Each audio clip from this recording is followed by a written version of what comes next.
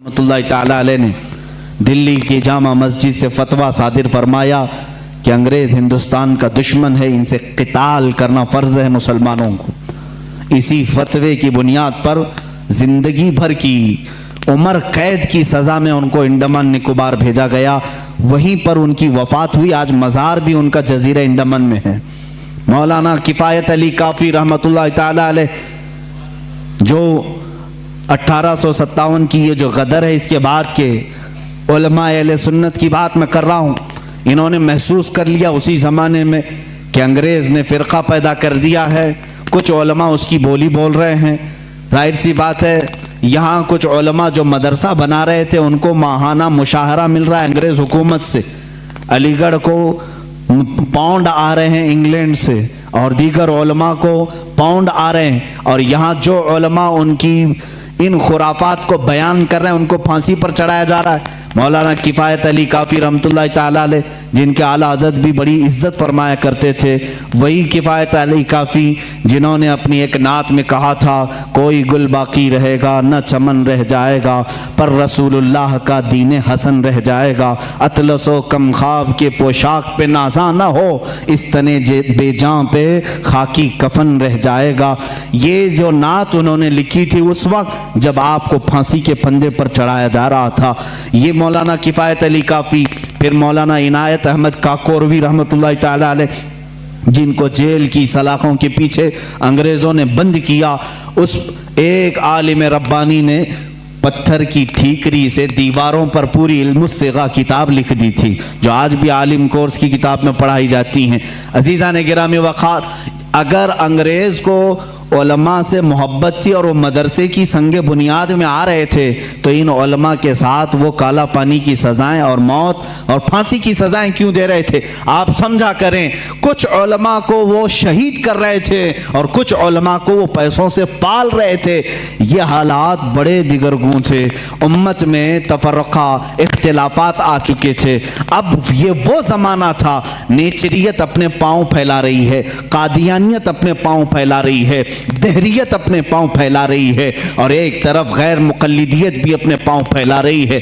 हिंदुस्तान की सरजमीन जो अहले सुन्नत व जमात का कहवारा थी, औलिया का मरकज़ थी, ये ख्वाजा हिंद का हिंदुस्तान था, ये महबूब इलाही की विरासत की ज़मीन थी। यहाँ साबिर कलियरी के मुजाहिदात थे, यहाँ बाबा फरीद के नगमे थे, यहाँ पर औलिया कामिलीन का गुलशन था। ये तमाम सूफिया कामिलीन के परवरदा मुरीदीन का एक अजीम गुलिस्तां था। इस गुलिस्तां को कई अंग्रेज़ों ने अपने पाँव से कुचलना शुरू किया, इसमें ख़िज़ा आने लग गया।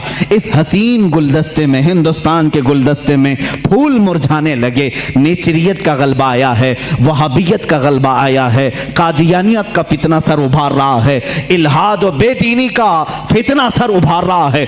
अब हिंदुस्तान की सरजमीन पर एक ऐसे मर्द कलंदर की ज़रूरत थी जो मूसा का जलाल लेकर फ़िरौन के मुकाबिल में आए, जो इब्राहीम की सबात कदमी लेकर के नमरूद के सामने आए।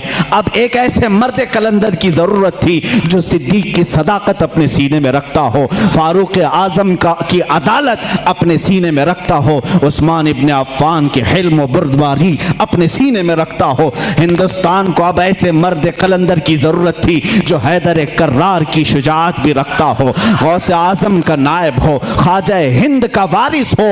अल्लाह रब्बुल इज्जत ने हिंदुस्तान के सुन्नी मुसलमानों पर वो एहसान अजीम फरमाया जब सूफिया के मरकज और औलिया कामिलीन की खानकाहें आवाज देने लगी, इलाहा अब हिंद का क्या होगा? यहाँ तो अब चादरें नहीं, अब गागरें नहीं, यहाँ औलिया की बारगाह में आने से रोका जा रहा है, वसीले को शिर्क, इस्तिमदाद को कुफ्र कहा जा रहा है, अजमत रिसालत पर हमले हो रहे हैं, नमाज में रसूल के ख्याल आने को बुरा भला कहा जा रहा है, पीठ पीछे की खबर ना होने की हजूर के बारे में कही जा रही है। इलाहा अब कौन इस दीन का वारिस होगा, जानशीन होगा, मुहाफिज होगा, निगहबान होगा?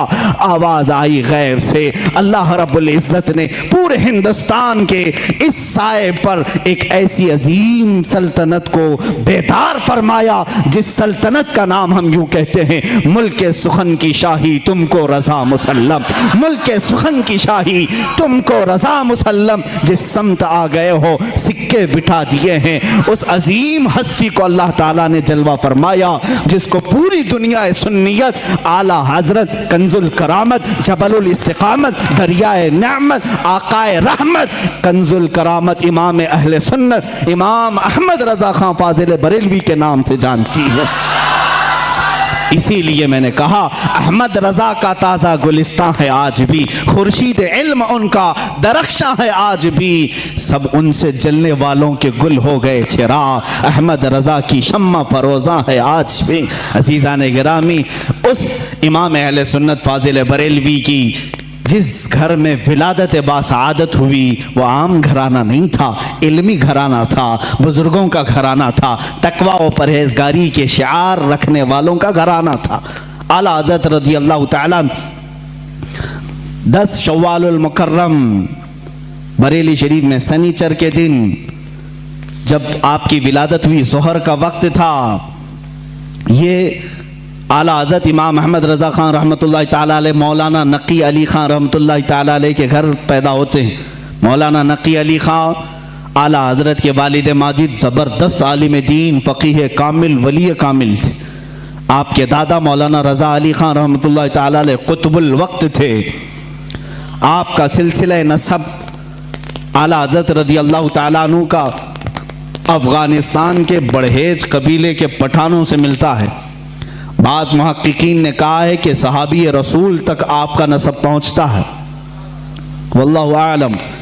اعلیٰ حضرت رضی اللہ تعالیٰ عنہ جس وقت اپنی آنکھیں کھولے ہیں، باپ کو مولانا نقی علی خان کی شکل میں ایک عظیم ولایت کا سرتاج دیکھے ہیں، اور پرورش بھی اس انداز میں ہوئی۔ الحمدللہ جن کے گھر علمی ہوتے ہیں، تقوی والے ہوتے ہیں، وہاں کی ہواؤں میں بھی علم ہوتا ہے، وہ چلتے پھرتے بھی پرہیزگار بنتے ہیں۔ اعلیٰ حضرت عظیم البرکت رضی اللہ تعالیٰ عنہ کے علمی گھرانے کی مثال اسی بات سے سمجھ میں آتی ہے کہ آپ کا نام، اعلیٰ حضرت رضی اللہ تعالیٰ عنہ کا نام محمد رکھا گیا اور دادا نے احمد رضا رکھا، اسی نام سے آپ مشہور زمانہ بھی ہیں۔ اعلیٰ حضرت رضی اللہ تعالیٰ عنہ کے گھر کا نہیں بلکہ صوفیاء کرام، بزرگوں کا یہ وتیرہ رہا ہے کہ بچہ جب 4 سال 4 مہینے 4 دن کا ہوتا ہے تو بسم اللہ خوانی کرائی جاتی۔ اس رواج کو ہمارے لوگ بھول چکے ہیں۔ چلے چھٹیاں تو یاد رہیں اور دوسرے معاملات تو یاد رہے جو عورتوں کے شروع کیے ہوئے ہیں، لیکن اسلامی مشائخ اور بزرگان دین نے جو طریقے ہمارے لیے مستحب فرمائے تھے ان کو آج زندہ کرنے کی ضرورت ہے۔ اپنے بچوں کی بسم اللہ خوانی کروائیں، یعنی کسی بھی باعمل عالم دین سے بچے کو اس دن بسم اللہ پڑھایا جاتا ہے جب بچہ 4 سال 4 مہینے 4 دن کا ہوتا ہے، اور اس کو الف با پڑھایا جاتا ہے، قرآن کی چند آیتیں پڑھائی جاتی ہیں۔ یہ رسم بسم اللہ خوانی اعلیٰ حضرت رضی اللہ تعالیٰ عنہ کے گھر کی وہ وہاں کی رسم رہی ہے، وہاں کا رسم دستور بھی ہے۔ اعلیٰ حضرت کو استاذ آئے پڑھانے کے لیے اسی رسم بسم اللہ خوانی میں، جب ان کے دادا بھی ہیں، والد بھی ہیں، لیکن رسم کے مطابق استاد آئے پڑھائے، الف با تا سا جیم ہا، یہ جو الف با پڑھایا جاتا ہے، اعلیٰ حضرت رضی اللہ تعالیٰ عنہ اسی مجلس میں ایک سوال کرتے ہیں اپنے استاد سے، الف سے لے کر قاعدہ آپ بھی پڑھتے ہوں گے نا، الف با تا سا جیم ہا خا دال دال را زا سین شین صاد ضاد طا ظا عین غین فا قاف کاف لام میم نون واو ہا، اس کے بعد آتا ہے لام الف یا، یہ لام الف بھی آتا ہے نا، بہت سارے قاعدوں میں لکھا رہتا ہے۔ استاد نے پڑھایا تو اعلیٰ حضرت نے فرمایا یہ سنگل حروف پورے تو میں نے پڑھ لیا، الف بھی پڑھ لیا، لام بھی پڑھ لیا، یہ لام الف پھر کیوں آیا؟ کس عمر میں پوچھ رہے ہیں؟ 4 سال کی عمر میں۔ استاد دنگ رہ گئے ہیں۔ اعلیٰ حضرت کے جد امجد مولانا رضا علی خان رحمۃ اللہ علیہ بڑے پائے کے عالم ہیں، آپ کے والد گرامی مولانا نقی علی خان رحمۃ اللہ علیہ زبردست فقیہ تھے، بیٹھے ہوئے تھے، وہ مسکراتے رہے۔ بچے کی تبحر علمی کو دیکھیں، استاد نے کہا बेटा बात ऐसी है कि सिंगल सिंगल हरूफ पढ़ा दिए गए बच्चे को ये बताने के लिए कि हरूफ जोड़ते कैसे हैं, इसलिए कायदे में एक लफ्ज लिख दिया जाता है लाम अलिफ, यानी लाम अलिफ मिला करके कैसे पढ़ाते हैं इसलिए लिख दिया जाता है। बाकी सब तो सिंगल हरूफ होते हैं, अलिफ बा ता सा जीम हा। लेकिन कहाँ जमाने का जो मुजद्दिद होने वाला है इतनी बात से खामोश का रहे। कहा अगर मिलाकर के ही पढ़ाना था तो बे को अलिफ से मिलाकर पढ़ा देते, ते को अलिफ से मिलाकर पढ़ा देते, जीम को अलिफ से मिला के, ये लाम के साथ ही क्यों अलिफ को मिला है।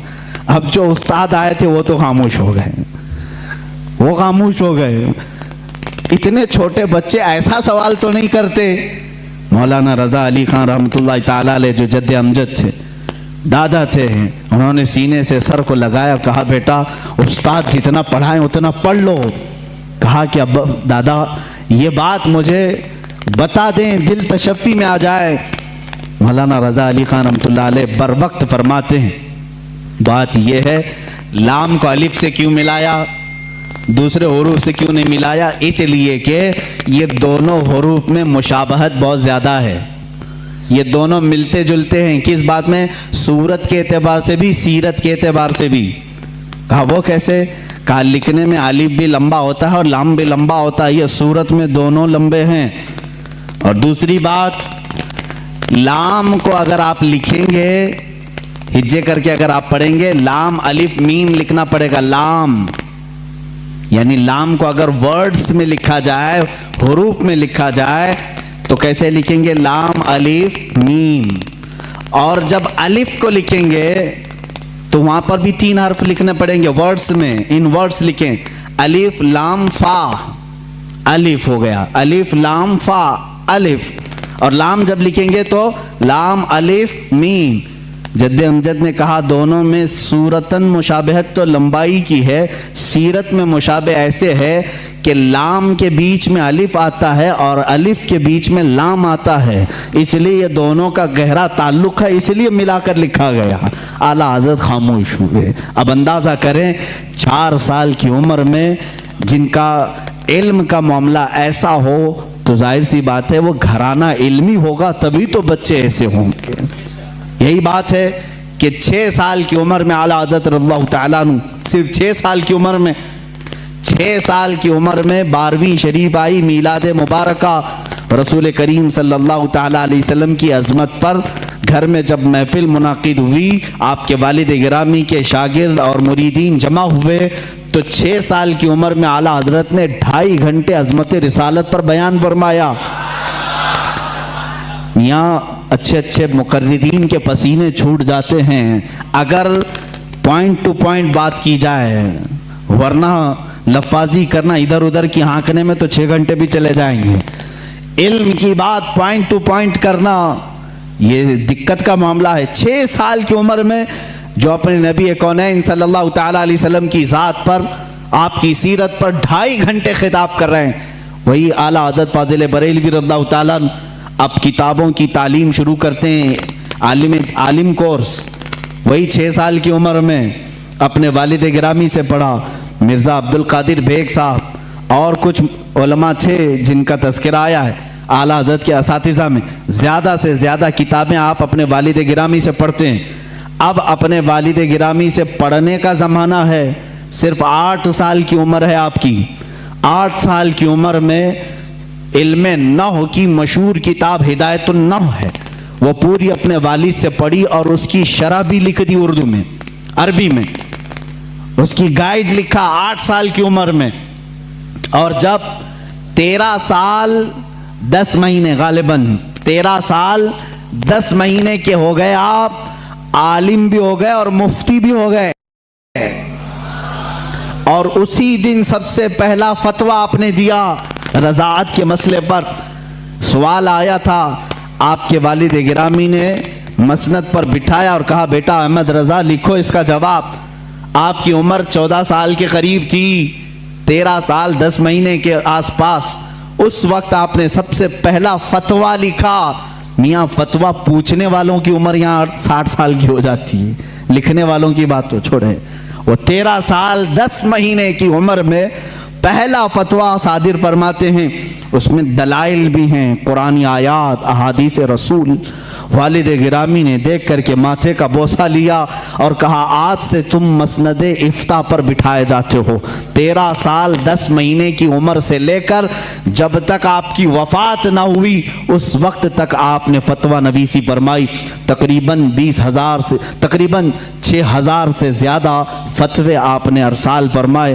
آج وہی فتاوی رضویہ کی شکل میں ہمارے پاس ایک فقہی انسائکلوپیڈیا موجود ہے جس کی 30 جلدیں ہیں، 21,000 صفحات کے قریب یہ کتاب ہے، 250 رسالے اس کے اندر موجود ہیں، 250 رسالے، الگ الگ کتابیں، جو جس طرح کا سوال آیا، عربی میں آیا تو عربی میں جواب، فارسی میں آیا فارسی میں جواب، انگلش میں آیا انگلش میں جواب، جس علم کا سوال آیا اس علم کا جواب آپ نے ارسال فرمایا۔